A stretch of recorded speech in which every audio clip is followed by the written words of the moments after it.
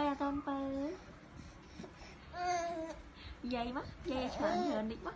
dây clang clang mới mà ngày đang lụ hot ớt hả hot ớt mà ngày nè hả nhìn hot ớt mà ngày nữa không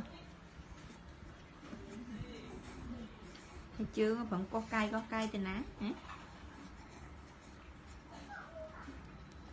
hả con